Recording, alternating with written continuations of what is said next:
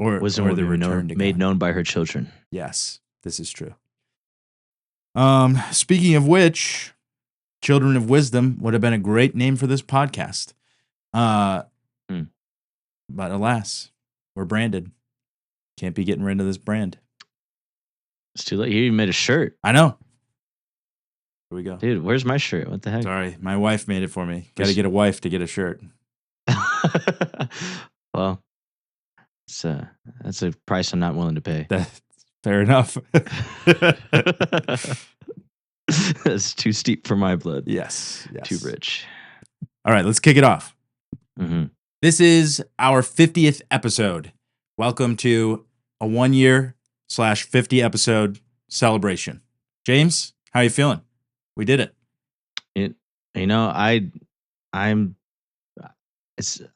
Would it be offensive to say I'm actually surprised? No, that makes it even better that we did do it. Yeah, I know, dude. I remember. It's just one episode at a time.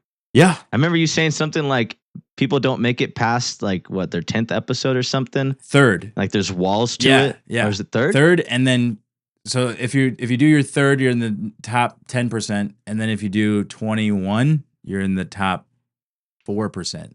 So. Wow. Yeah. Yeah. So, I mean, I think we hit a healthy rhythm. And then now time's flown. I didn't even realize. Yeah. It's been that many episodes. Well, I haven't been involved in every episode too. That probably helps me too. It's like, whoa. Yeah. I think I've only been involved in like 20 of them. So that's no, it's probably not true. You're still in the top 4%, with this one. Yeah. If you did 20, then, So. Yeah. I made it. You made it a while ago, but. Yeah. So. Right. This episode marks where I actually feel like, oh yeah, I guess I'm a podcaster. Yes, you are. Let's put that on my resume. Dork. Yeah, exactly. Part of what I wanted to talk about is like why would anybody have a podcast that most people don't listen to? And we were chatting a little bit before we got started, but the thing that comes to mind for me is, I guess the central question would be, what is it about this that I find so stimulating and so exciting? And there's always like the, gold rush mentality of like, well, it could pay for all of my hopes and dreams if I got really, really famous and just talk to people, and that would be fun. But, and I do like to talk to people, so it is something that I would be interested in doing for lots of money, if anybody's offering. But I think that it's important to do something that you would do, like right now, where I get no money for it and I spend my own money to make it happen.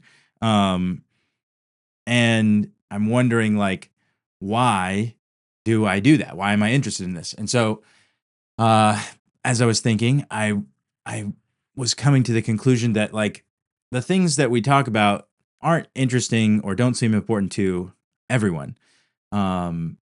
But to me, they do seem important. And so it's important to talk about them, to think through them. And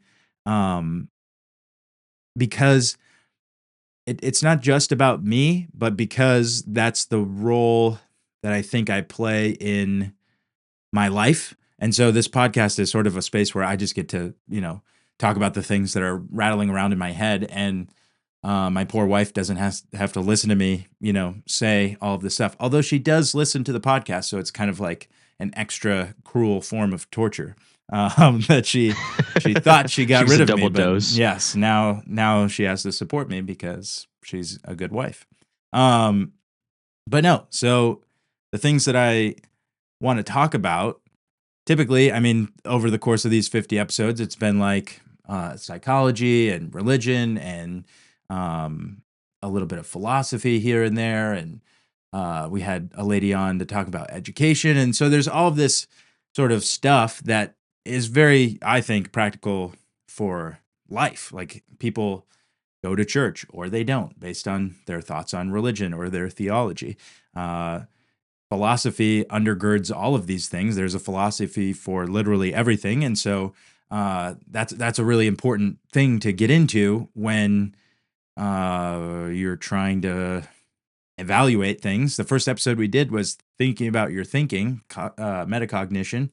And yeah, so I think I see a future here. There's a great usefulness in this podcast, if it is just for me, in being able to rattle on about the sort of things that I think are pressing in a big way, but more particularly in my own life. Like, how do I sort through the things that I'm thinking about and then take steps in the right direction? That's why it's called Insight Incorporated, is because I want to think about all these things that are flashing insights to me, and then incorporate them, bring them into my body, and then sort of the body of my community, and um, execute, live a good life together. And so, uh, yeah, so that's why I like doing this podcast, and I'm happy that we did 50 episodes and 1 year's worth of it. Yeah, I was surprised. I if we started, so we missed 2 weeks. How did we miss 2 weeks? Did you take 2 weeks off? Yeah, probably. One was definitely a download error that I just punted on, and I don't remember the other one, but I distinctly Well, remember that's a new. one not not doing a good job. I was like, I'll just get it next week. Yeah, Maybe yeah. we That's the goal lost for one. Didn't next we year. We're lose gonna one have too? 52. I don't remember losing one. But the goal next year is to have 52 episodes Yes, on our 102. second year anniversary. Yes.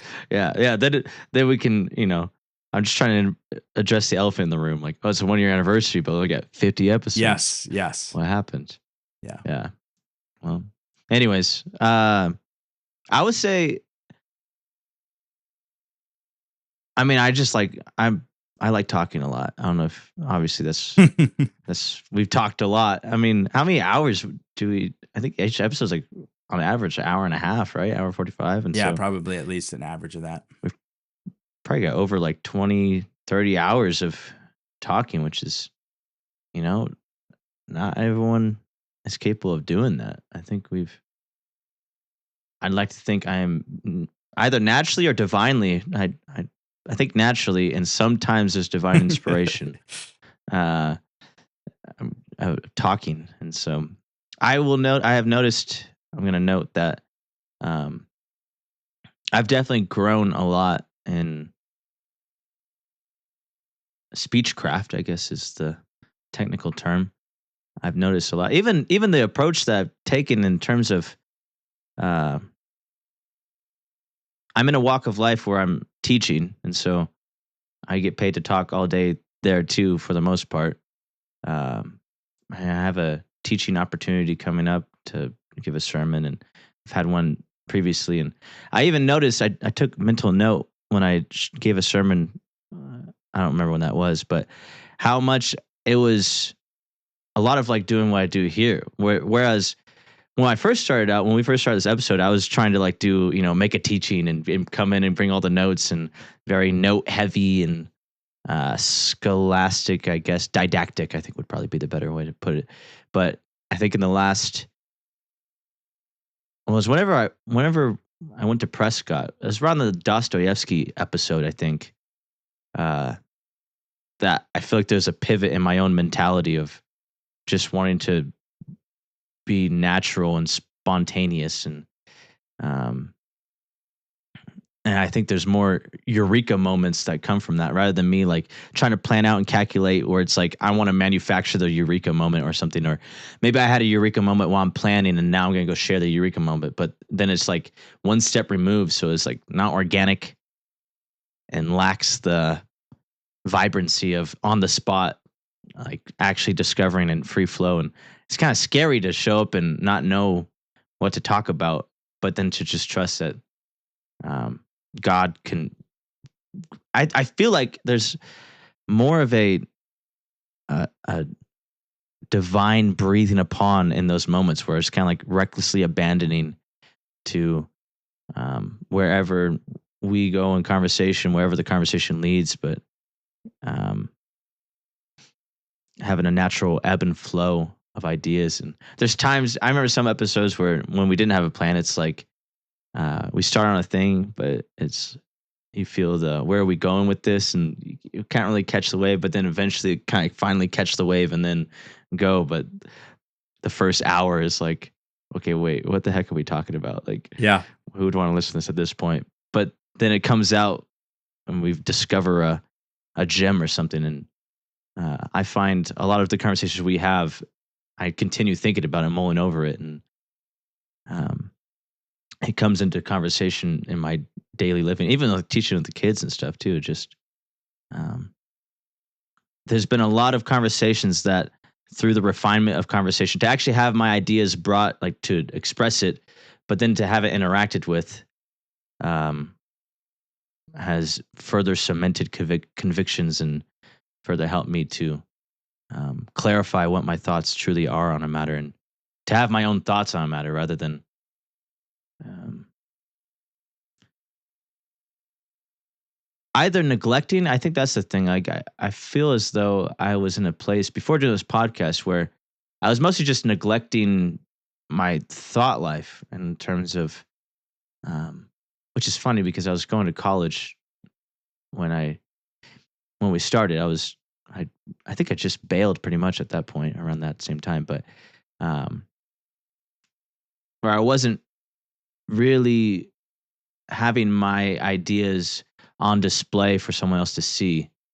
I mean, I was writing papers and stuff, but that's such a impersonal experience that um, not the same as actually having a dialogue. And so I think I've felt a lot of growth in many areas through this process, and I think just the value from that in terms of my character development has been worth its weight in gold. Which is none. We don't have any gold from this Yeah. episode Yeah. or from this podcast. We're the But Fort Knox of podcasts. No gold. that's Yeah. right. No gold. Yeah. Yeah, that brought to mind the I've been hearing this question recently about whether or not, well, the way it's framed, I don't want to fall into like show tropes too early here, but the way it's framed is like, does the Protestant tradition respect debate or discussion as like a holy thing within the religious tradition?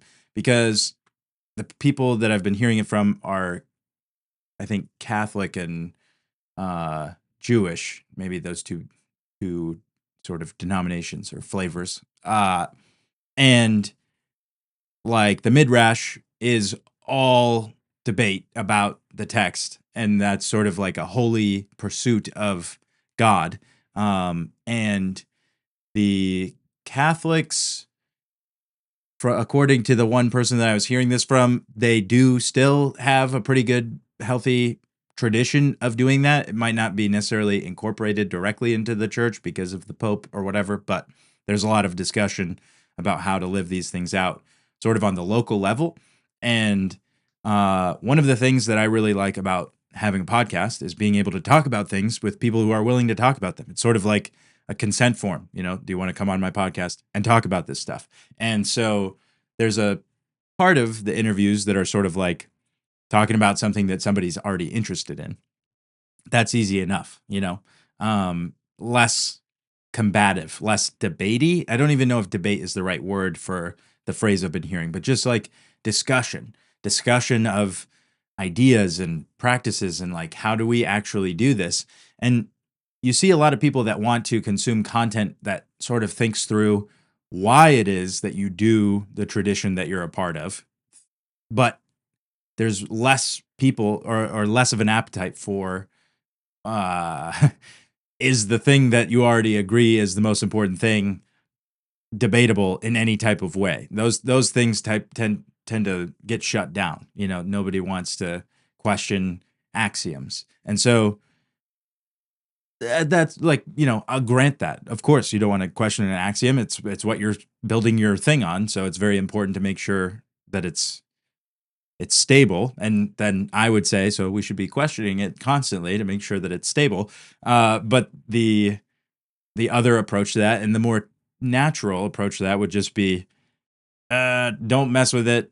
If it ain't broke, that sort of thing. And so I just want to pitch that to you. Like, do you think that I guess you can even broaden it out because I think it's really a question that's relevant to our culture in America. But then you see it all across, at least the internet. I can't speak for personal experience in many countries, but people don't want to talk to each other about the things that they disagree about.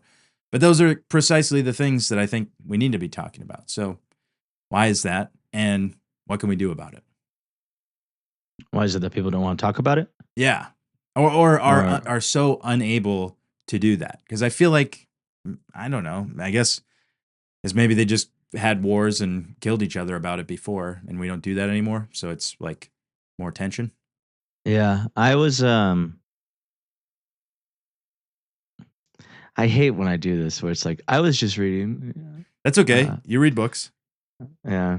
Yeah, I was just reading Leviathan by Thomas Hobbes, Mm. and it starts off talking about how I forget exactly how he articulated it, but um something along the lines of if men rather than he was kind of criticizing a maxim that was popular at that point, which is people learned by observing other people, type of thing in terms of power dynamics or whatever.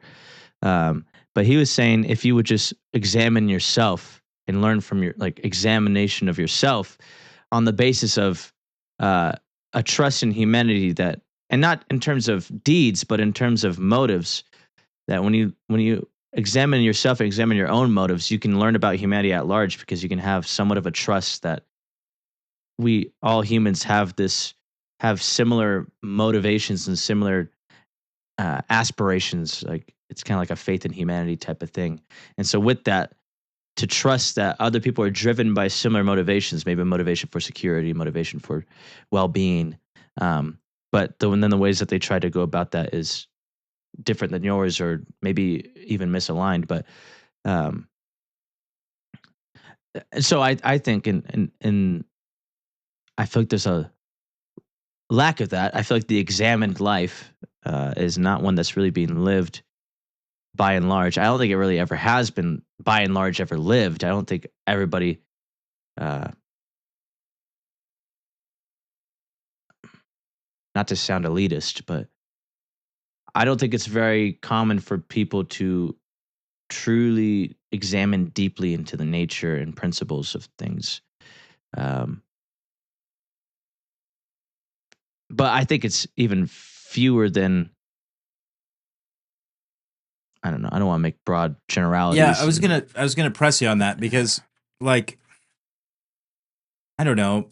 I was listening to something and they were talking about this guy they know that is a dairy farmer, and the more he learns about milk, the more he wants to know about milk. That's what he said. And he listed off a bunch of things about dairy farming uh, that he's obsessed with. And that's his trade, but also craft in the way that we use that word, like the thing he loves to do for society. It's like his contribution, you know? And so I think there are some people that do live that life, even in a more broad spectrum of domains than just then the metaphysical question, like Socrates and those types of people are talking even more broadly. This is why people think they're irrelevant, which is not true because the most broad things connect down to this little farmer doing his dairy farm thing.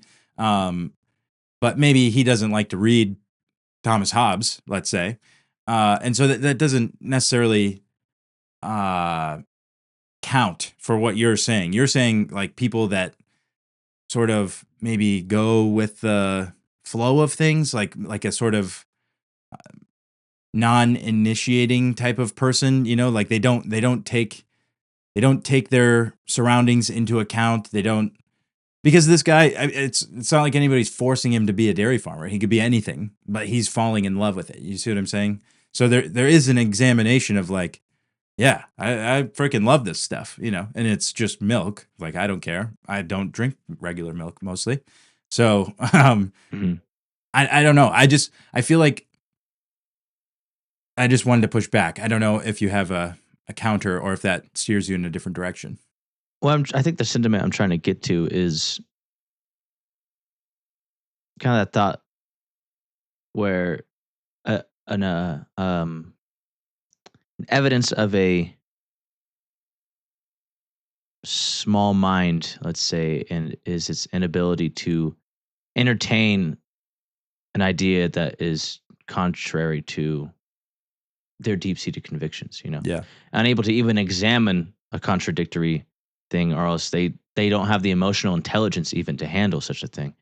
Um, and that's really what I mean by the unexamined life. It's more like trying to get down to the brass tacks of the soul, um, and to be able to develop an not just intellectual intelligence but emotional intelligence um, to truly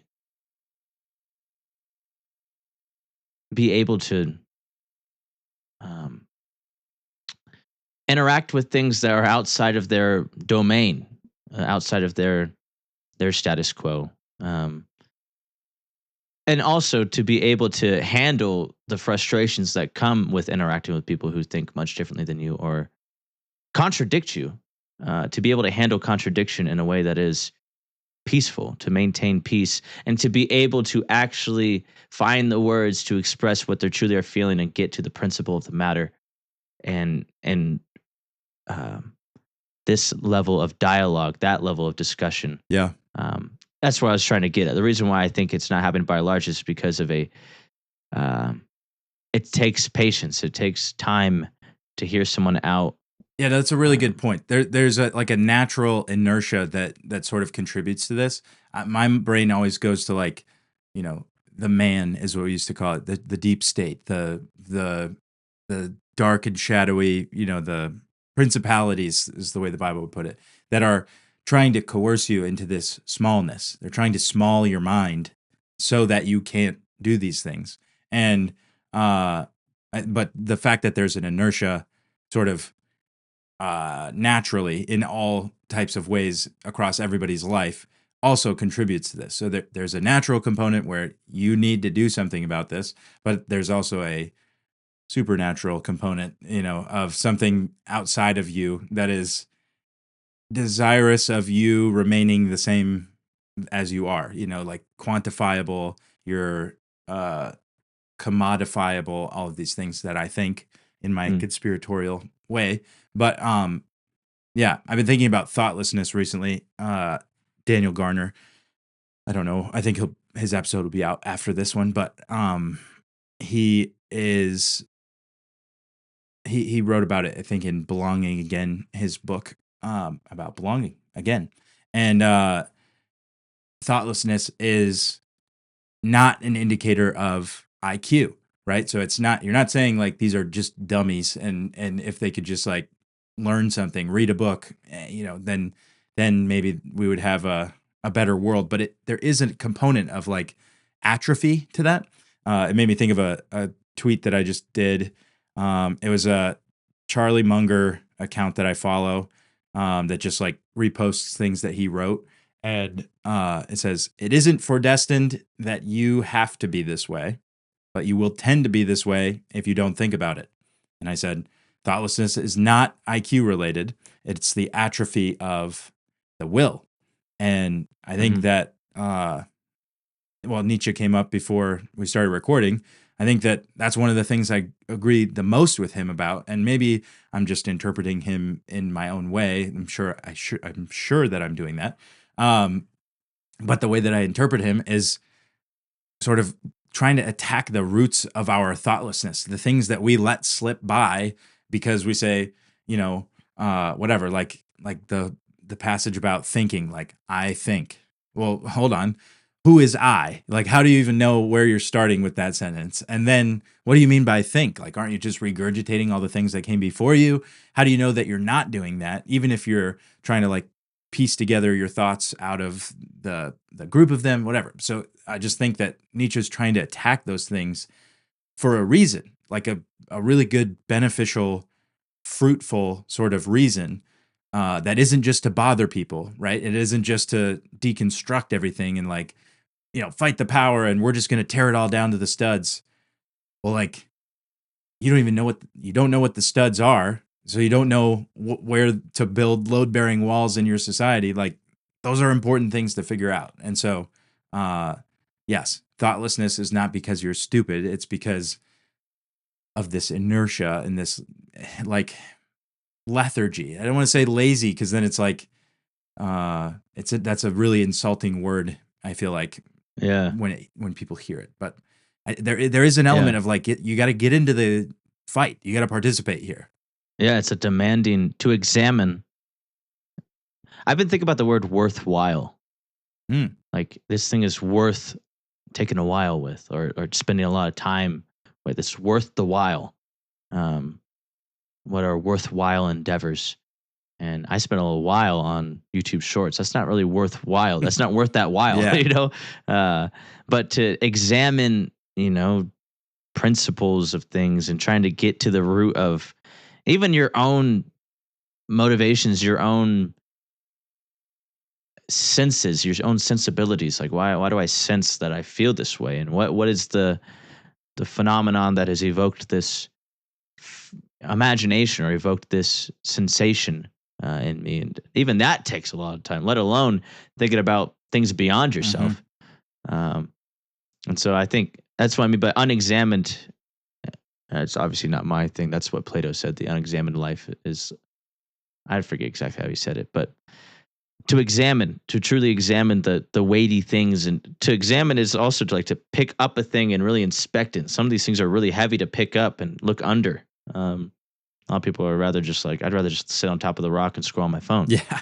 Um, so yeah, it's not, I like that you say that though. It's not lazy and it's not meant to be demeaning. It's admittedly really hard and painful and not necessarily enjoyable. But it's In fact, worthwhile, right? but it's worthwhile. Yeah. Um, yeah. So in terms of, especially discussion too, it could take a while to really get at someone's meaning, especially if they're saying something that's really meaningful. It could take a while to examine what is your meaning here. Yeah. Whereas if they're not saying stuff that's really meaningful, it's you could just on a glance understand what they're saying. But if it's like, oh, you're saying too much, that's too. If it takes longer than an hour for me to understand what you mean, then you're just talking a bunch of bullshit. It's like, well, maybe, but there's probably some good gems hidden in here. Like, Yeah. um, There is the potential for that. But at the same time, I was going to say like if I can know what somebody thinks, even on a topic within an hour, that person is either the greatest communicator of all time, or they're marketing, so they're condensing and they're really trying to push something about themselves. So that's a little bit gross, and I'm skeptical of it. And then yeah, the third possibility is they don't know anything about what they're talking about, right? And so then you can sort of see through, and so then you don't need an hour; you need enough time to figure out whether or not it's worth continuing to listen to. But my preference is like I would like 10 hours maybe to really get to the bottom of a thing that somebody is trying to say. And I don't know, that might be too much for some people, but I think that you make a good point about the element of time, because talking is pretty leisurely. We were talking about how talking can be commodified even in this form. Like, we're not making anything, we're generating revenue for the YouTube algorithm. But there's an element of talking where people just think like less talk, more do, like that sort of attitude towards it, where it's not as good. Talk is cheap, action is more valuable, I guess. I don't know what the rest of that phrase is. Maybe it's just talk is cheap. And so that sentiment sort of comes into conversation. And I'm thinking too, like we started with a sort of like religious question. And again, I want it to be more broad than that, but within a religious domain, I've definitely heard like uh, the Bible says it, and that settles it. That's the sort of attitude that people have. So then when disputes arise, it's just sort of like, well, what do we think about this? And then once you get the answer, then there you go. But everyone, like literally everyone, could have a different interpretation of the Bible. That's pretty crazy, but it's definitely true. And that's a consequence of relating to God strictly through the written word. And that's not to say that there isn't value in it, but there isn't this total, factual, absolute sort of thing. There's like still mystery and participation that's required with that mystery.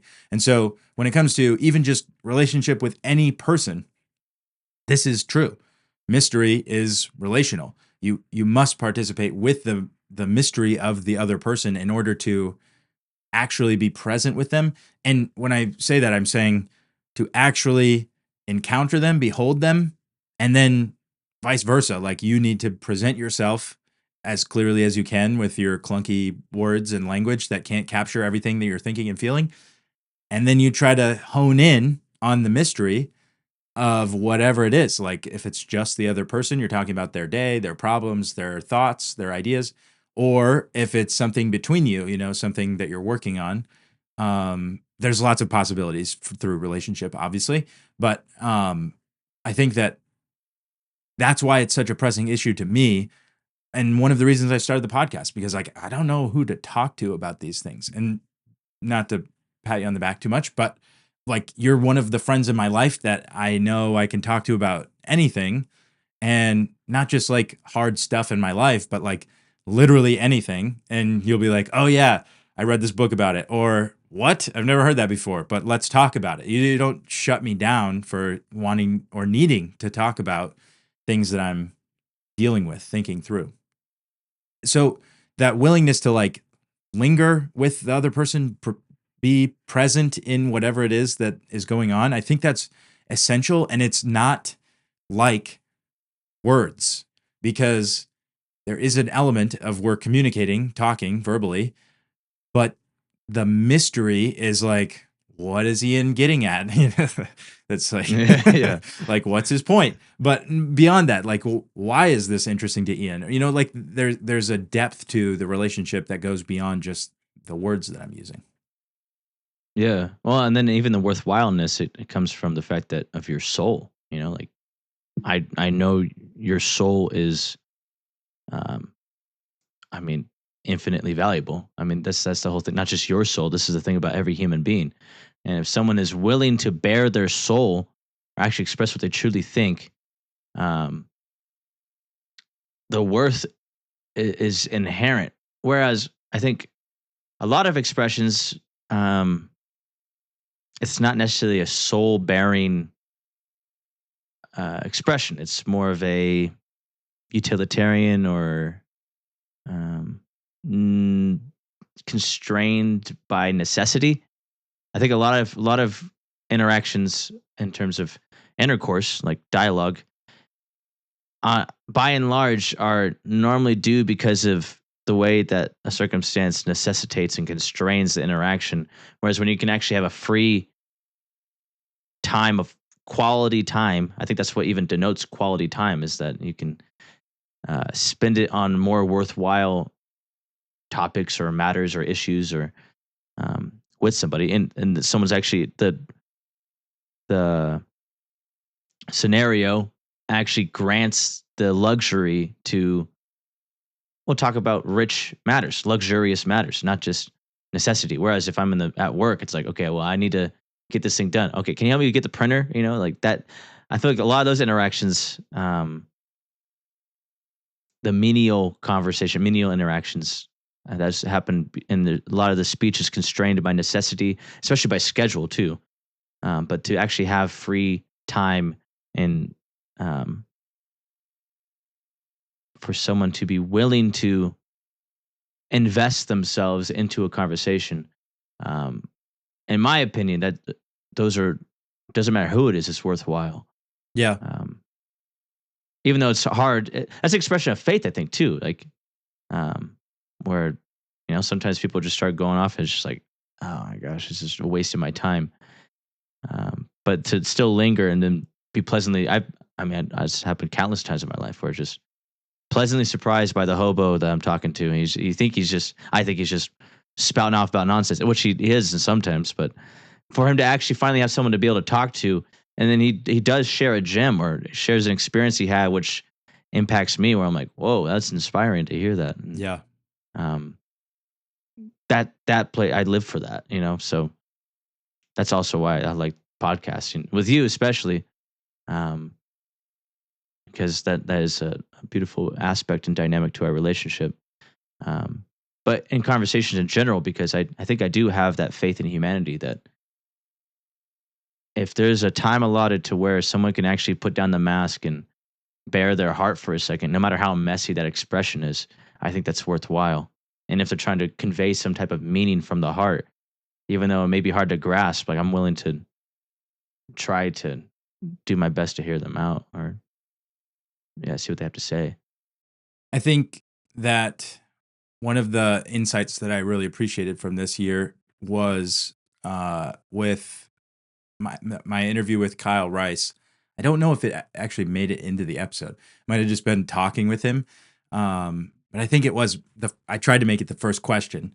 What is a psychologist? Is what I asked him, and he sort of laid out the thing, and I can't remember if he said it or if I said it, but it's like a psychologist is just a friend, like they're a well trained friend, but like realistically, the counsel that you get from somebody in that position, and I really don't mean it to be demeaning in any way, like somebody that is excellent at attuning themselves to the other person and being able to offer whatever it is that person needs. It's not just like job direction sort of advice that can be part of it, or it could be, yeah, man, I really think that um you're valuable and you are worthwhile, and you can say that verbally or you can communicate it through participation with them.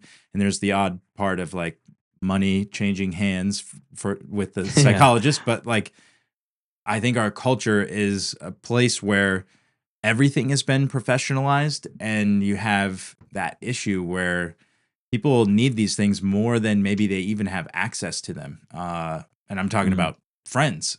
They certainly have access to people, and maybe even people that they do things with, people that they call and talk to about a certain number of things. But like when it gets to the things that people talk to therapists about, there's not a depth of relationship or even maybe the level of skill necessary in most people, like the character, the virtue necessary to deal with the really hard things that everybody goes through. And yeah, I think that that's an interesting dynamic to all of this, is that there is inherent value in people, but there isn't the time necessary to see it. And then there isn't the necessary, I mean, even just like the worldview, right? Like I was hearing on a podcast recently that people use people a lot more. They're investing in relationships, which will most likely be short term for the purpose of the benefit that they can get from people. And so the hobo that you were talking about, can we say that? I don't think you can say that. I would say, yeah. Yeah. Well, hey, if you're talking to him, then I'll give you a pass. Yeah. They they offer no value. That's why they're on the street. Like it's not. I'm not uh, trying to be mean. It's like that is how you end up in a place like that. And that's why everybody that's like going through a job transition or changing fields or whatever, that's the fear, is like, I'm literally going to be living in a box because I can't generate enough value for the people around me. And that's a horrible reality. Like, of course it's true. You can't just drain the society around you. You must contribute.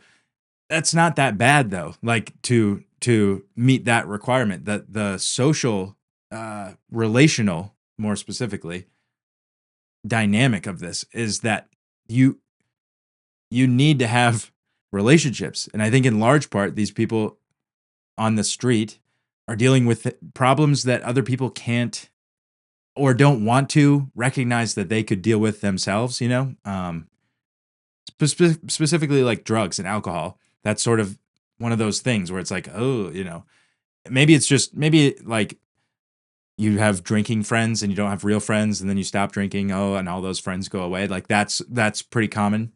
Uh, but when it comes to like fentanyl or whatever people are doing, then you know you'll have fentanyl friends, but everybody else is sort of like, well, I don't.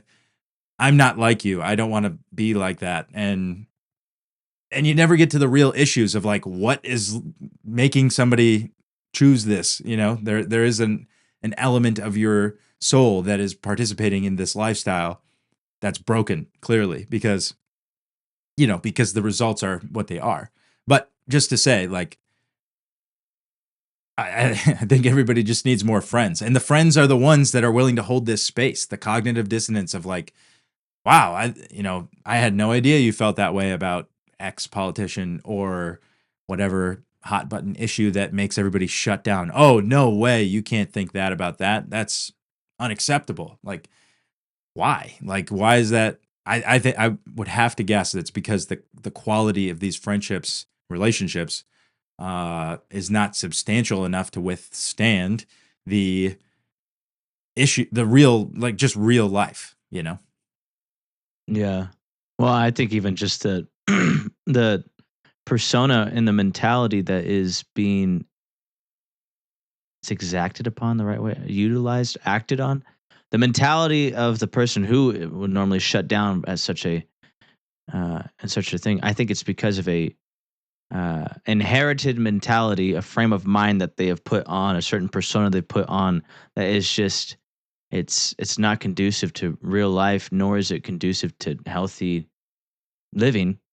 Uh, well, because it's not loving, and so. But I feel like there's not many people who have experienced and uh, have been shown a new frame of mind or a new mode of operation that is conducive to genuine love. Well, it's because it's only by the Spirit of God, um, and so I think it's really love that I think that's one of that is the fundamental aspects of genuine love is being able to persevere under hardship for the sake of the benefit of whomever it is you're persevering on their behalf. Whereas, I mean, our default modality is just persevere for the benefit of my own behalf, and anything outside of that is not worth the pain, not worth the effort, not worth the vulnerability, not worth the threat, not worth the encroachment upon my sense of security.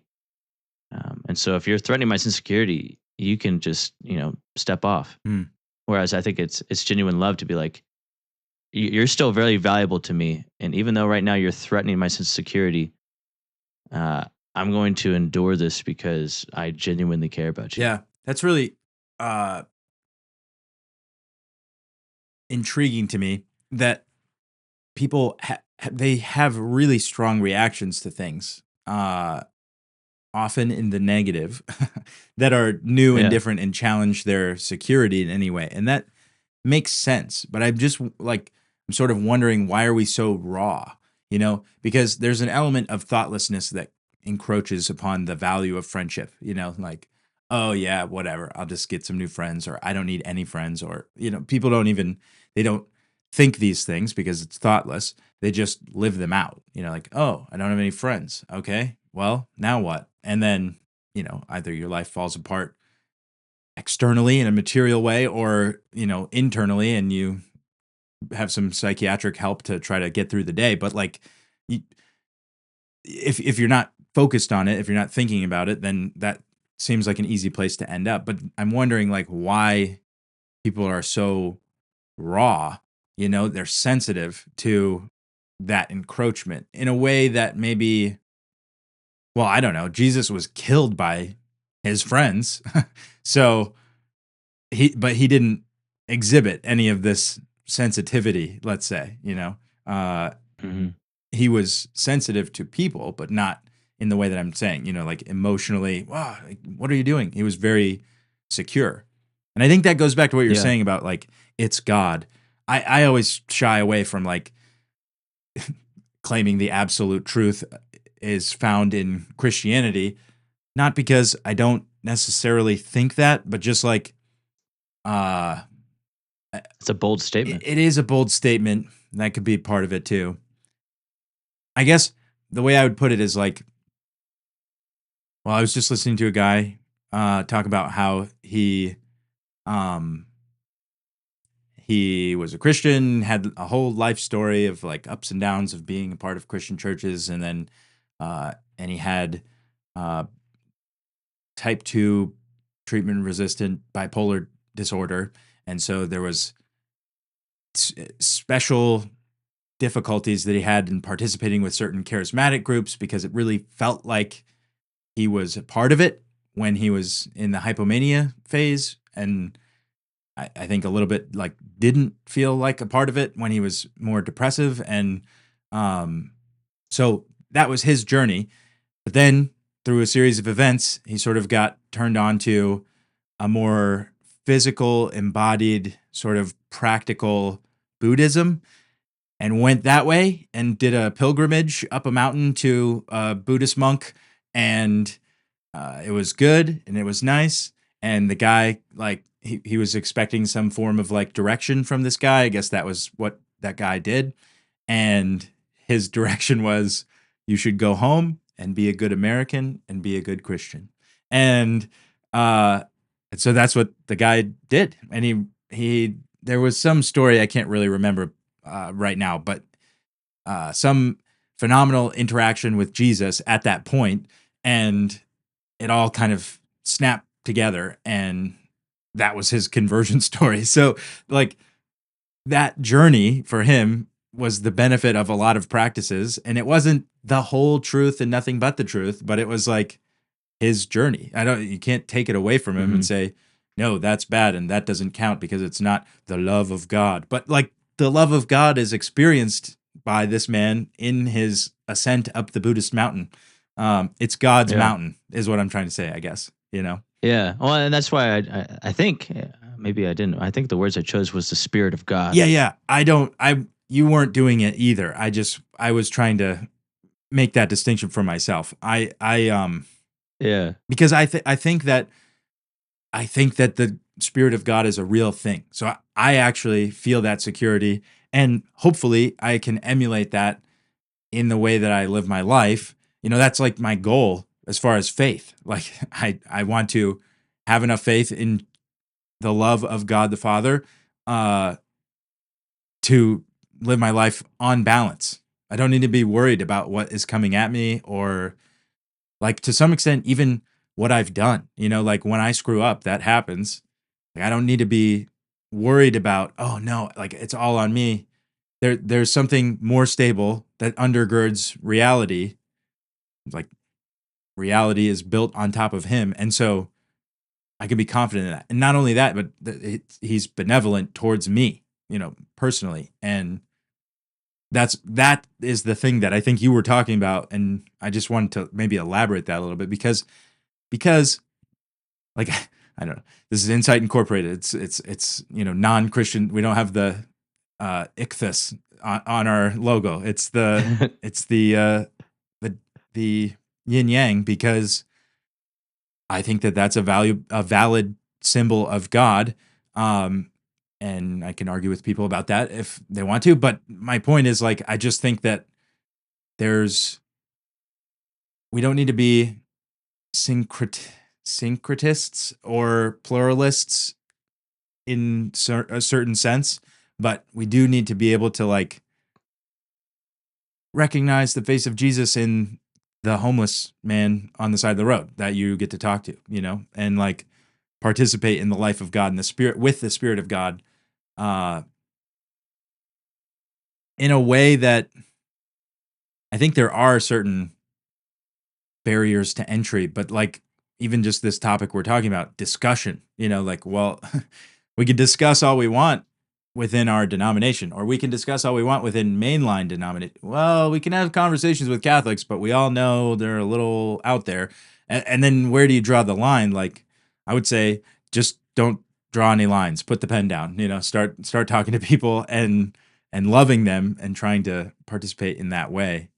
And then the lines make themselves clear. You know, like where the Spirit of God wants you to be. Those are the lines for you. You know.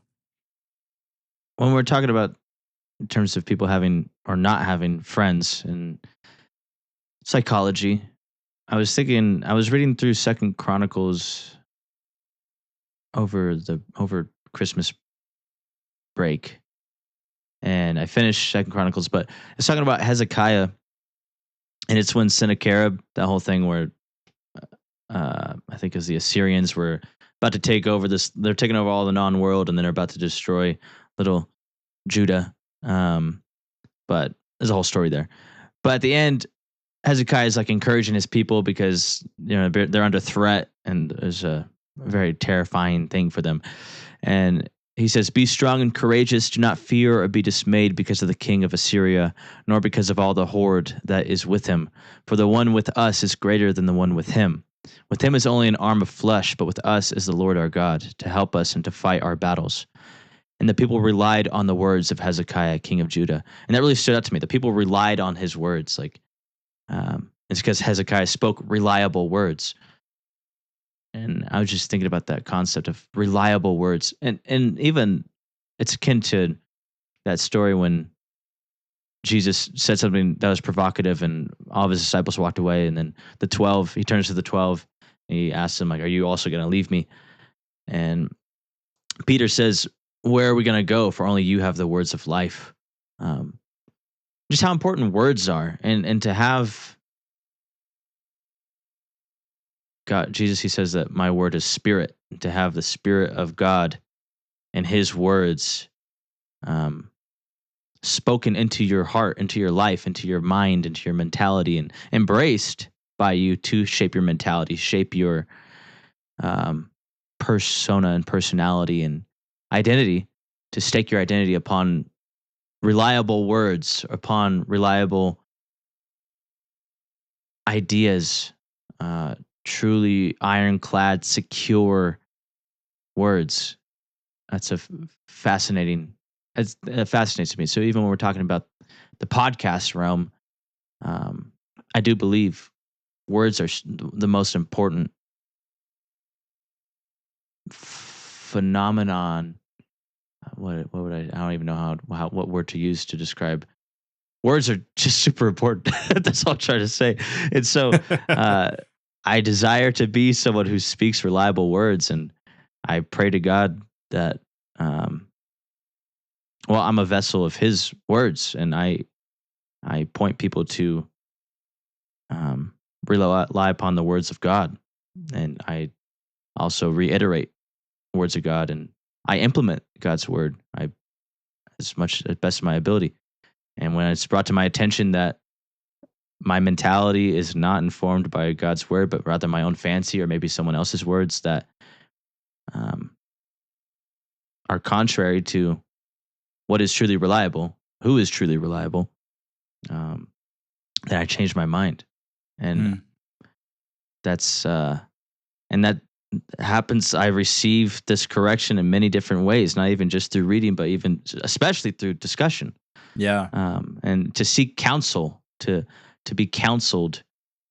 Who you choose as your counselor, who you choose as the one you get input from to give you a sense of security in your decisions. I mean, that's the thing. All choices is a matter of faith, and you cannot be 100% certain of these things. And so, um, whatever we feel insecure in so many ways, and that's why we need encouragement. We need someone to encourage us to like, yeah, it's a leap, but I think it's that's a leap that's worthwhile or a wise leap. And people express that in different ways. Or there's sophisticated ways to express that notion. There's very flippant and vulgar ways, but nonetheless, that's what we're seeking out. We're seeking out like, am I off here? Or maybe you're not, and you're just like the world's dead to you, and you're like, I don't care what you think.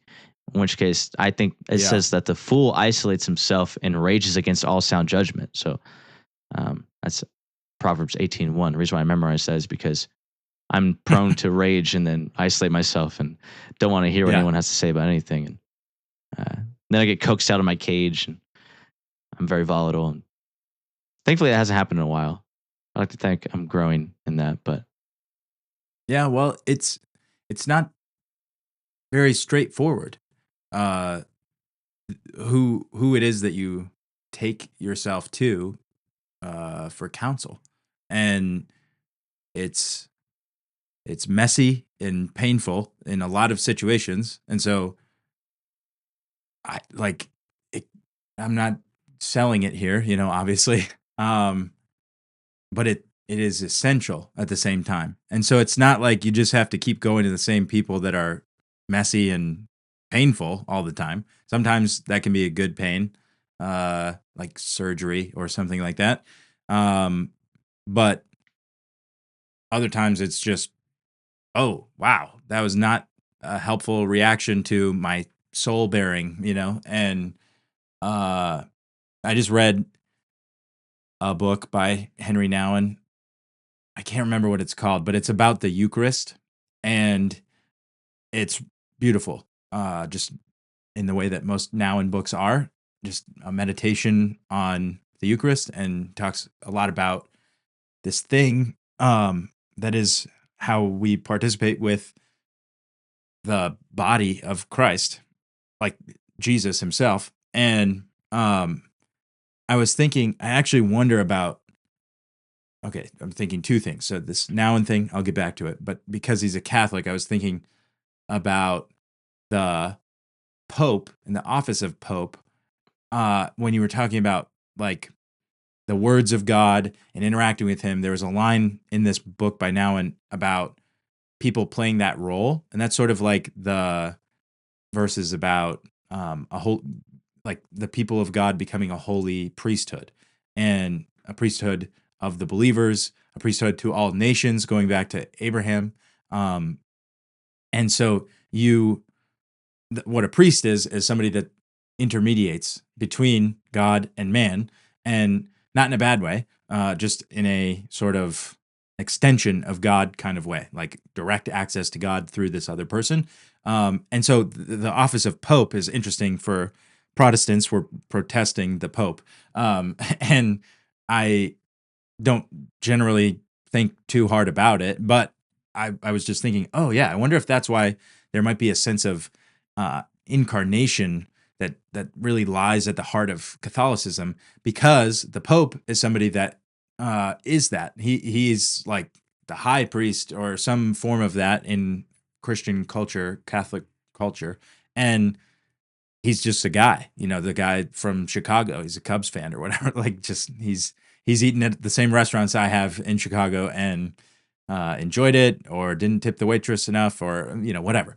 And but he is a representative of God to the Holy Roman Catholic Church. Like, it's kind of a big deal, but he's also just a guy, and so there's that incarnational aspect to it. But what Nouwen was saying is like that we would be that person. We need to be available to be that person to other people, but we also need to be seeking it. It's something that he was focusing on. So that's what we're talking about now, is like,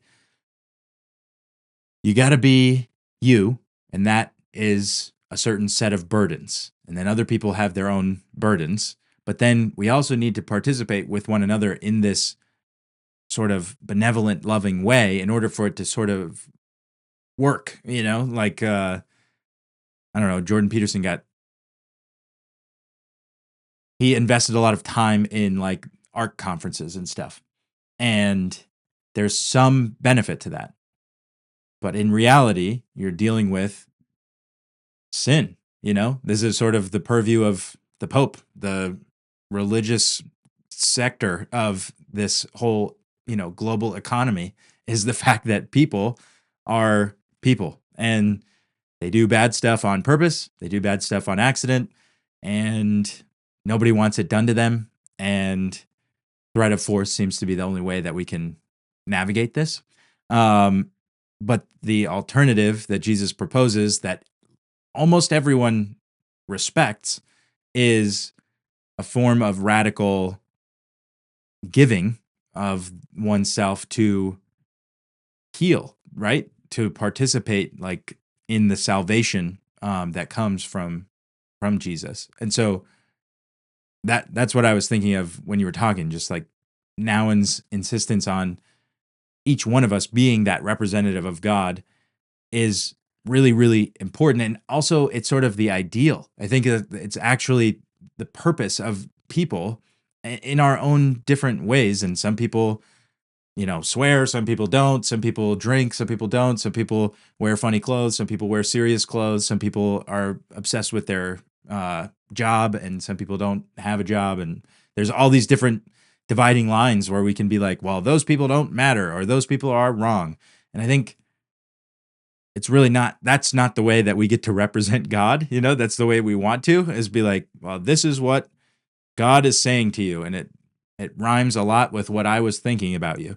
Like, all right, well, that's one interpretation of what God's saying in this moment. But I think more genuinely an expression of like being an image of God would be this capacity to reverence or honor, dignify other people. And yeah, I think that's required for any of this relational stuff that we're talking about. It's really interesting that we got here. Like I get that we got here through the discussion question, but so much of that lies at the heart of like really fiery, tense issues of our day, of our time, and of all time, of all history. And it's funny to me because it's like the fourth page of the Bible is Cain and Abel splitting up. Cain's like, you're bad because you make me feel bad, and kills his brother. And so like they should have been friends, like they had everything in common and they liked the same foods, I'm sure. And it didn't end well, and then we've just been living Probably even that out. ate at the same table, Right. Yeah. Yes. Lots of interactions and plenty of time to be offended, and to shut down the relationship at different points. Like, oh, you idiot, you're giving God your firstborn lambs. What a waste, I don't know what Cain would have said, but something like that. And, yeah, I mean, we're just doing the same thing over and over again. So what's the answer? Well, I don't know. Jordan Peterson would say, offer your sacrifice to God, the best one that you can, and take your lumps, Yeah. I've been really thinking a lot about um, power dynamics, mostly because, well, I took a trip to the legislature, um, but during that time, I was with the high school kids. But during that time, I had a sub for. I was gone for like 4 days, Tuesday to Friday. Came back on Monday, and it was like the kids completely forgot how the classes to be conducted when I'm there. I think it's because the sub that I had is more strict than I am, and so they're like super uptight and like, oh yeah, he's back, and now it's playtime. It's like, no, like Yeah. we do a lot more work. But rather than the expedient route, I'm trying to communicate effectively, just authority and the awareness that, and I was thinking about this in the moment too, just that we aren't normally cognizant or aware of power dynamics until there's a power struggle. Like authority, you don't really need to know who's an authority or who has the authority when you have harmony. But when there's unruliness, either on the place of the one who's subjected to the authority, where unruliness is um, I think the definition was disposed to lawful restraint, disposed to resent lawful restraint, resist lawful restraint, and then unruliness in the leader, where it's like the unnecessary use or unlawful or unjust use of power. So when there's unruliness in either of the parties in this situation, that's when, and it's when there's a need for correction. That's when you really are aware of the power dynamics and power struggle. It's when either the subject needs to be corrected, where you submit to lawful restraint, or the leader needs to be corrected, where it's you need to serve the people who are under you and truly serve them, and not just be selfish and usurping and treat someone in an undignified manner. And so, anyways, I was actually talking a lot about that. Like, got to that part of the conversation where in Protestant circles we've lost what was really valuable in a lot of monastic ways of life is the thought of submitting to a person who is a representation of Christ's authority on earth, and exactly what you're talking about, the priesthood aspect.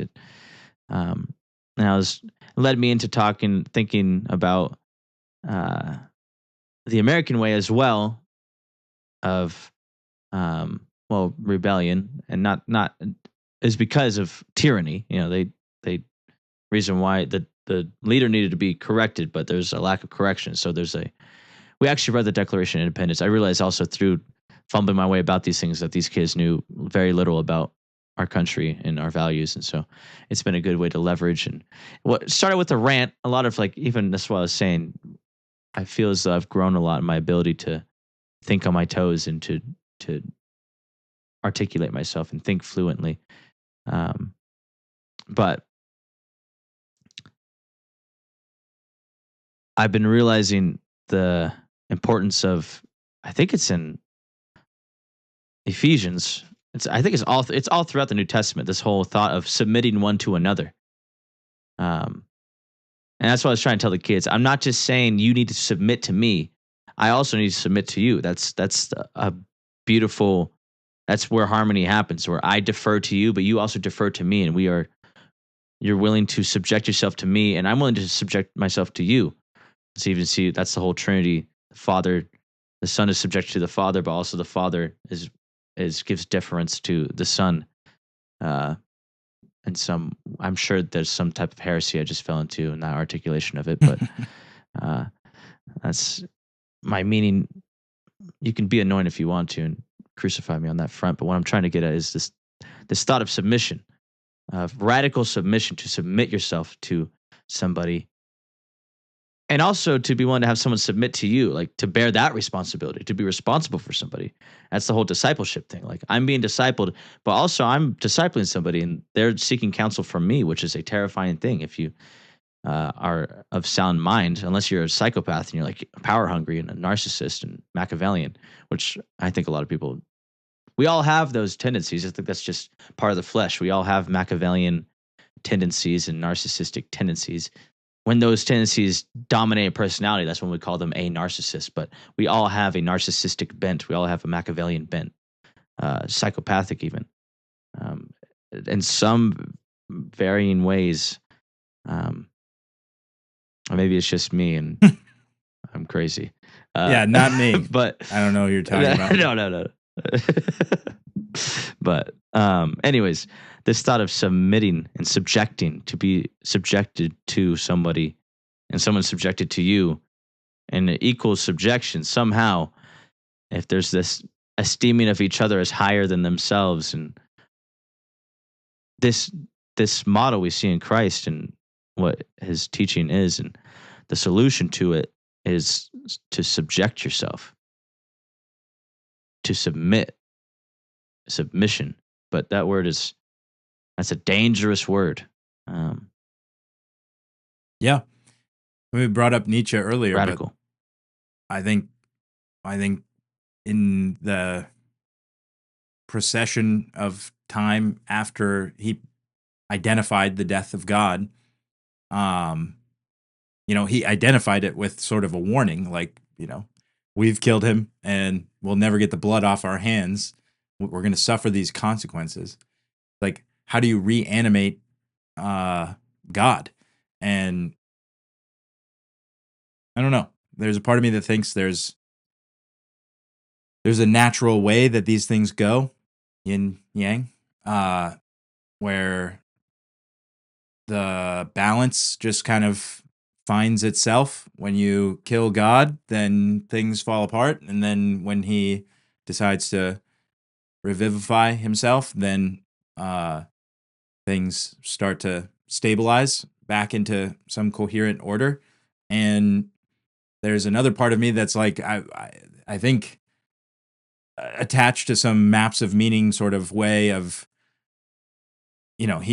Peterson wrote Maps of Meaning, and he's pulling from people that assessed the great traditions, and that there was this sense of a need that's captured in the narratives across all types of different religions for reviving the Father. What is good about what started this whole thing, and oftentimes that's relegated to just a culture, right? So like the king is the father of the culture, and the prince needs to break free of some of the bad things that the king has done, but also to embody all of the good things. And so there's this like improvement upon what has established the social order of things.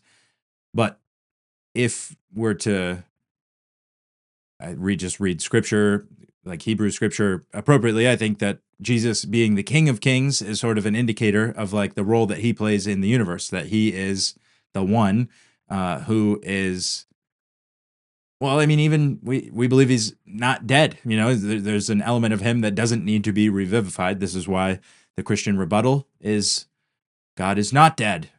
Okay, you know, yes, sure. Yeah.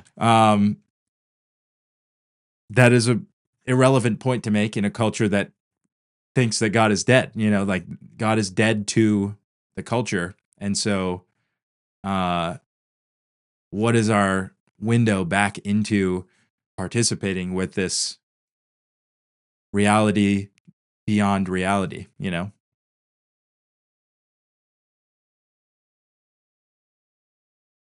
Yeah. because submission is not a great pitch, but of course it is the No, yeah. answer, right? Like I always try to describe wisdom as your uh, fittedness to reality, like your ability to interact with reality in a way that is appropriate. And if you can do that, then you're wise. And so it's sort of a skill. You can develop it. It isn't one size fits all, you know, just like nothing in life is. And so it requires discernment. It requires all these types of things. And how do you develop those skills, the virtues? They're going to be characteristics or your character comprised over living a certain type of way. You know, like this is why people are obsessed with James Clear. I think he's awesome. Cal Newport, all of these habit people are communicating something to people that they want, they desire, they need these things. And, you know, actually, speaking of people like that with bestsellers, Simon Sinek, do you know the name? Yeah. He did that. Well, everybody can watch, or if they haven't already, you know, what is your why YouTube, the TEDx or whatever it is, TED Talk. And it's phenomenal. And he wrote his book, and that's great. And then he wrote like 6 other books trying to chase that one. And that's the way it goes with these guys. They have incredible ideas, and then everything after that is sort of like it wasn't as good. But he said that he's going to be writing about friendship, and I've heard this from several other people, you know, through the internet, that they're thinking about the topic, they're interested in it, and it's because it is one of these issues that lies at the center of like wisdom, I would say. Is it wise to have friends? Yes. And so in a culture that we can't we can't have enough, whatever it is, like trust in another person to have friends, then I think that's going to be the bleeding edge of social science. Like, well, why is this happening, and how can we fix it? And you know, I a part of me thinks that the way that the Christian institutions have gone is going to limit their ability to invite people into a space where they can become shaped and virtuous and their character can develop to do these things. But I think in many ways they do have a lot of the necessary tools at their disposal to participate in that. And I don't know, I'm not trying to sound like a cool secular guy, but like obviously church isn't working, you know, like not to say church is dead. I'm not the new Nietzsche, like we were saying before the podcast. Yeah. Uh, you know, in 100 years, people are really going to listen to this thing. But just to say like, okay, well, if nobody wants to listen to you and you have all the answers, then maybe you should rethink your strategy. You know, like you need to be in relationship with people who are going to listen to you. And so yeah, I just talked with Christian Baxter the other day about what is church going to look like as we're navigating AI and all of these technological advancements? Like, what is the experience of Sunday morning services going to be? And I think it really should just be friends first. Quakers, we should all be Quakers. It was a while ago. I was looking into the word play and like its usage Mm, in scripture, and all the instances of play was always associated with idolatry. Like the first one is like when Moses is up on the mountain and then the people are making a golden calf, and it says they ate and drank and they played. hmm, Uh, and it's normally like carousing, you know. And all the instances of play, for the most part, other than play like a musical instrument, were all negative and idolatrous in nature, except for this one prophecy is in Isaiah. And it's a prophecy of when Jesus established, or when the Messiah establishes who is Jesus. And I would argue when the Messiah establishes and restores the kingdom of David on Zion, and it says that the child will be able to play in the viper's den and yeah. not be hurt, and um, just how much playfulness it really is a dangerous. It's a and to try to play. It's an expression of security, right? It's like I feel like I'm safe here. I can let Yeah. my guard down. I can play here. But then to try to play in a dangerous world, it's you get betrayed, and then that's why people, I think that's why friendships are so hard. Huh. Um, but I just been reflecting on that how Christians, a lot of Christians, not just Christians, but the world, but in this instance of what we're talking about, the church and stuff, and I think it's just like we don't know how to play with people, Yeah. um, and we I that's something that when I walked away from ministry, I was just so fed up with the war rhetoric. It's like fighting battles and everything's always just like so like always fighting and I get it. I get the sentiment and it's at the same time it's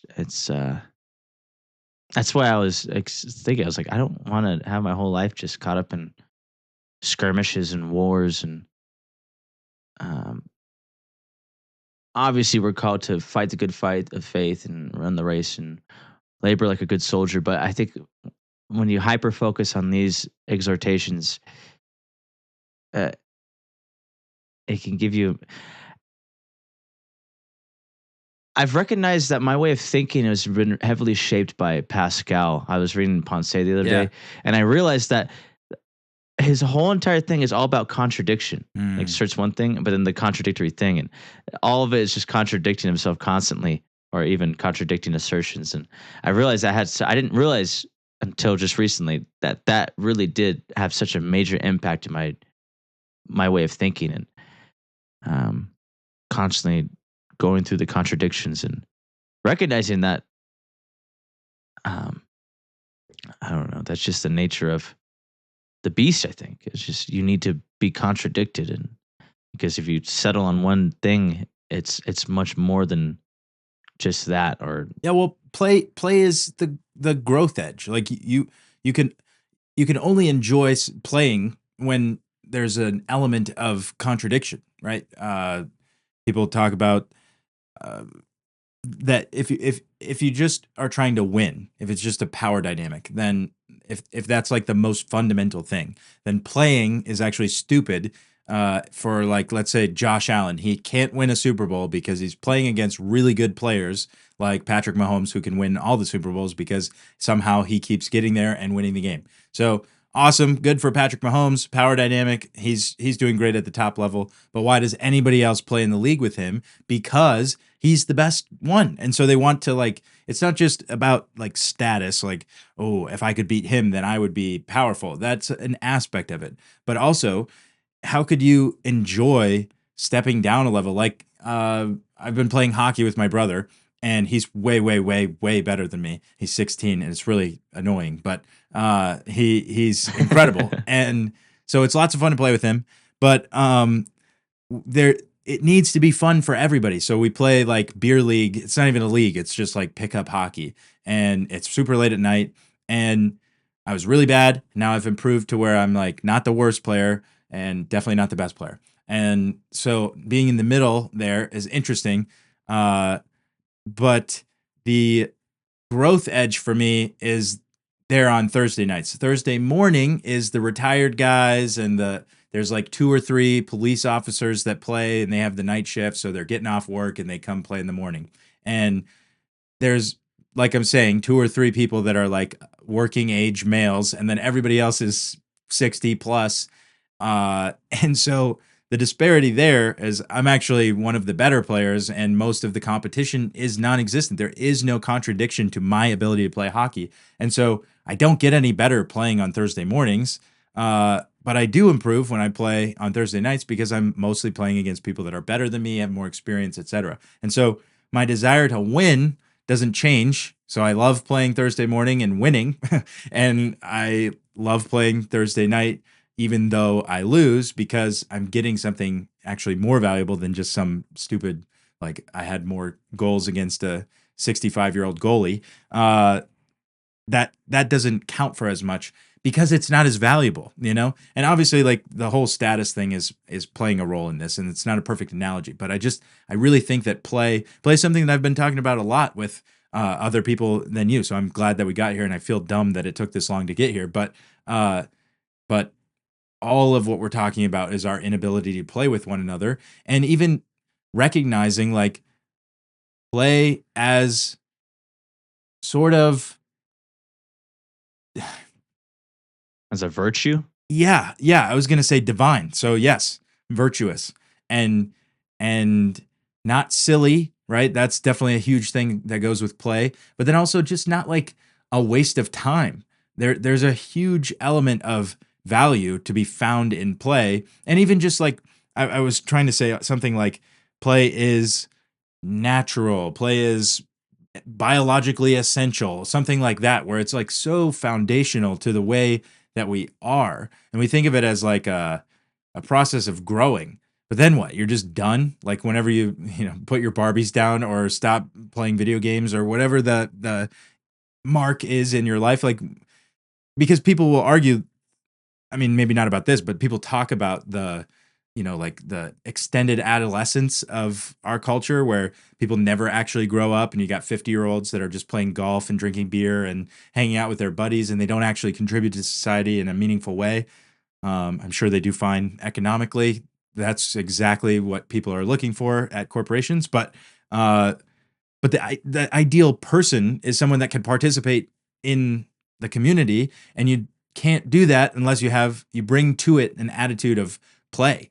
And that's like I'm thinking of like dancing, uh fencing is the thing that came to my mind, but like sort of interacting with one another. And people do play pickleball and whatever together, I'm sure, but this needs to be a transferable skill, and I think it is one, but we need to not think of it so much as like Josh Allen plays football and that's what he does, and I work in a cubicle and that's what I do, and whatever, you watch Netflix. There's no play involved in a life that consists of that. You know, you're 9 to 5, and then uh you're just trapped in a sort of this is as good as you are, and maybe whatever. I'm sure there's examples of people like playing around with spreadsheets, advancing their career, you know, these types of things. But play is just so essential when it comes to contradiction. And I think that your Hmm. insight there is that nature is paradoxical, and maybe what's at the heart of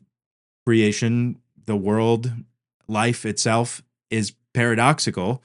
And so, how do you how do you deal with the paradox? Some people just want to cut it in half and say that's wrong and this is right, but you got to deal with like the other half. And so I think play is essential for that. Yeah. But also I think the two sides of it, even in looking at that dynamic is play is it really is easy to become a hedonistic, selfish and Oh yeah, selfishly ambitious. yes. Sorry. Yeah. So you're saying about like the extended adolescent type of people, or whatever, just like a sort of fruitless play, which it's frustrating because I think that our culture is like the Protestant work ethic, like we're our Puritan work ethic that we we do away with all these other things and we're focused on the bottom line, making the next dollar or whatever. I'm sure it was more pure when it was puritanical and then sort of devolved Yeah. into the capitalist Puritans. But I think I wanted to say earlier when you were talking that the danger of play is so fascinating because what I'm hearing is every example of play is the willingness to play with things that harm you, but Hmm. the so it's sort of like the repressed desires. You want to play, you want to be able to explore and develop and whatever, participate. That play is extremely participatory. That you And exploratory, yeah, yeah, explorative. exploratory. And what I was recognizing there is like that's a really good example through that word study of like every example of the word play coming in the form of some form of idolatry is super revealing about our willingness to play with lesser gods, but we don't want to play. We don't trust God enough to play with him. And so then you end up turning to these other things. And I like this is probably inflammatory to anybody that's still listening. Maybe not the people that are still listening, but I just see like even Christ as an idol all over the place. Like there just couldn't be more obvious to me that Christianity is idolatrous at its core right now. And I don't really know what to do about that. It kind of weirds me out because I have a hard time using Christian words. I have a hard time saying that Christian truth is absolute truth. I have a hard time with all of these things because I want to contradict. I want to play with it. I want to interact with Christ. And I'm not perfect and I don't claim to be better than anyone else. I'm just saying when we use these things, like bibliolatry is one of the things that drives me the craziest. We've talked about it on here before, but like just because it's in the Bible, it doesn't mean that you get to say that this is the thing that we should worship. No, the whole point of what the scripture is saying is like God is the one that you worship, that you play with, that you participate in life with. And if the Bible doesn't get you to that conclusion, then you're in a world of hurt because you're playing with something else. And it's a weird game of asceticism and rigorous, traditionalism. Like we do this because it says so in the Bible, and that's how we have fun. Play isn't just about fun, but that's how we, you know, live in life. And there's an element of non-contradiction in idolatry because you're worshiping yourself.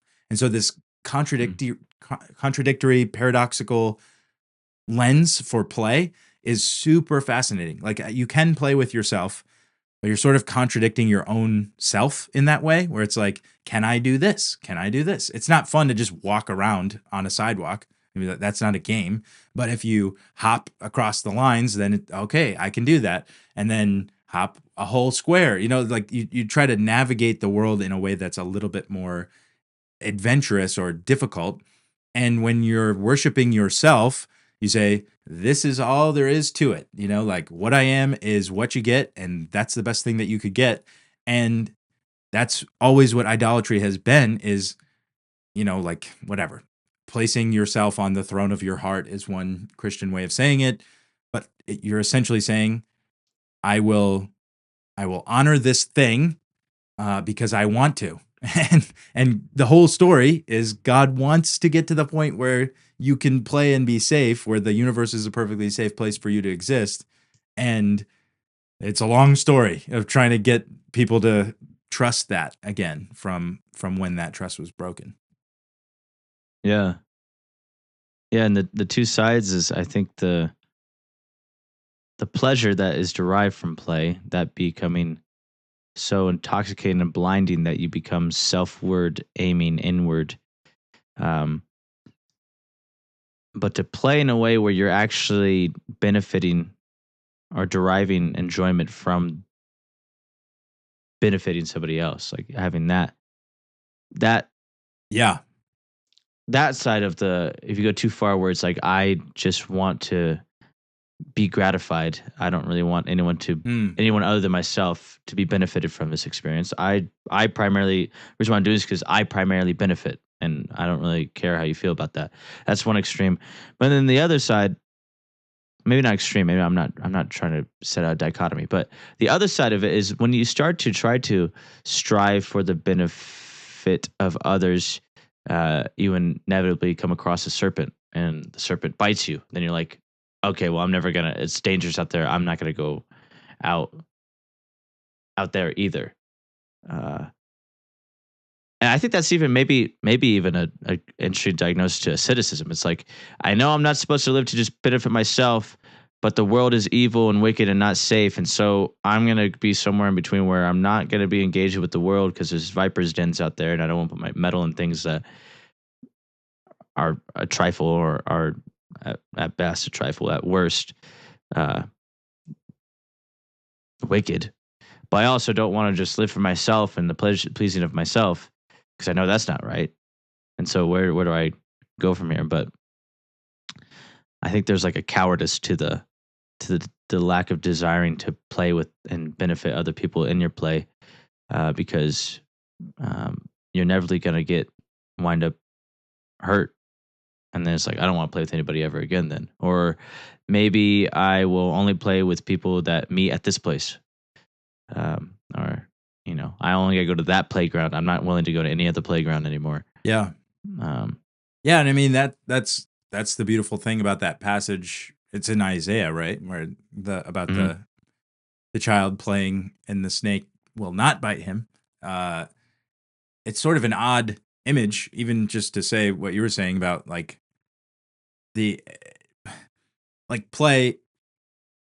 There's an element of danger or failure or whatever. All of these things. It's sort of like death is what constrains life and gives it its value. That's one way of thinking of death. And I guess I don't know all of what I think about that in the scope of or the context of the Bible and eternal life and all of this. Like, yeah, the ponderous amounts of thoughts to think about that, I'm sure. But Mhm. I I think that's the beauty of what God is moving towards, that Isaiah is keying in there, is like we'll get to a place where you'd actually be able to play and not have to worry about all of these things. And then what do you do about, well, I mean, in the present moment, what do you do about the fact that that's where we're going? That's the place that we have access to now through the Holy Spirit that can guide us into these sort of spaces, participating largely with believers, I think is the way that the New Testament puts it, and then inviting the willing folks in, but also suffering the bloody consequences of believing that this is even possible. Like the the blood of martyrs is the blood of people who believe that one day the child will play with the viper. It's like that realistically, that is deeply contradictory to the structure of the systems of the world. Like uh that's why Jeffrey Epstein, for instance, hates the Catholic Church and, you know, God. Uh, and it's why he lived his life in the way that it seems like he did, because he's playing a different game and he's trying to win that game. And that's obviously disgusting in many ways, but it is the thing that, I mean, that is the battle. Like you can play that game and that's gross, even though we all want to play it at our different levels of difficulty and reward. And then you could play this other game, which requires good faith, and the extension of Boundaries yourself. What's that? and boundaries, Yeah, definitely lawful boundaries. restraint. Yes. Yes. Justice, all of these things. Dignity for the other people involved in the game. Um, yeah, it's, I mean, we always, do this on the podcast where you talk about it for a long to where it is, it's the thing, right? You can reduce it down to the largest thing. But the game of life is just this way where you could pick your path or God's path, and that's why. And this whole tangent kind of came from submission too. It's an interesting aspect to play because you submit yourself to the necessary boundaries to play a game, and I think that we're willing to do that under certain circumstances. And I'm not equating like church going people to Jeffrey Epstein. I get that there's a difference, but there's a way to go to church that is playing the game that the world is playing, and there's a way to, let's say, not go to church in a way that is participating in the kingdom of God, you know? And so that contradiction is like, whoa, what do we do with that? Because one thing is scarier than the other, you know? Oh, well, at least this wolf looks like a sheep, you know? Yeah. Yeah. Yeah, the human condition. That's I yeah. Well, to bring it back to a loop, I'll say this game podcast making with you has been a very fun game so far. It's fun to have the opportunity to be playful, but in a way that is meaningful. This is a meaningful game to play, and so I look forward to, Lord willing, continuing playing this game with you because um, I the evidence it's evident that it is fruitful and is a worthwhile endeavor, just in my own personal life and heart, but ideally even for whomever it is that's listening. And I pray that it is reliable words are spoken and people are encouraged to be set free by truth. Because if you know the truth will set you free. And where the Spirit of God is, there is liberty and there's peace. And so I pray that this podcast, in some way, shape, or form, draws people to the source of all life and love and goodness. That's my. I think this is it's fun to be able to do that in a playful way, not in a super serious. And I got to strap on all my gear and load my guns and um, or anything like that. It doesn't feel like that. It truly is a playful way, and maybe I'm putting my hand in viper's dens with that in that way. But you know what? I'm bold enough to believe that the kingdom of God is at hand. Yeah. Yeah. I think there's two things I want to say is like when it comes to the military analogies, um, that is almost, I'm speculating about Paul, but it's almost like a plea for credibility. You know, like I'm thinking of people assuming that the Messiah was going to be somebody that took over in a political military type of way, and with that being disappointed, Paul is sort of trying to say, well, no, there is an element of battle, through this life, battle between these two opposing views of the world. There are these two different kingdoms, the kingdom of the world and the kingdom of God. And uh, so there, all of that stuff that's in you that wants to participate in that, because I'm just thinking of like I don't want this play idea to be dismissed as not tough enough or not realistic enough about what it takes to get something of value or to protect something of value. But like I do think that at the same time we need to be more whimsical. We also need to recognize like it's not just about whimsy. It's not whimsy isn't going to conquer the world. It was blood that did that, and um, that is a strange paradox in itself. So we'll let Pascal train us how to think about that. And then Yeah. the other thing that I wanted to say is that play isn't relegated to games either. It's actually, much more broad than the simplicity of that. I think our culture focuses on games. The Super Bowl is soon and all of that. So, well, at this point, when the episode comes out, it will be It will have already happened, and we'll hopefully not have the Patriots having another Super Bowl. I think of like music or jujitsu. Jujitsu does have a competitive element, so that's maybe a bad. But you play jujitsu, like it's not a practice or something like that. But music is a good one where you or even you play act. Like you're acting out in a play. These are all different forms of that word, and so there are many dimensions to play. I think that require a disposition or a way of living, and the ability to play music is something that's a skill, but also it's a way of living. Like you have to develop the skill, you have to want to participate in whatever form that looks like in your life with an instrument. Um, and so I just think that there's like it's multifaceted with play. And it can look like that sort of pursuit of excellence in challenging yourself. I think I talked about that a little bit. But anyway, that was unnecessary clarification on thoughts that I was having. So, yeah. No, I like that. It actually helped me a lot to recognize that play is not relegated to games. That's a good thing to recognize.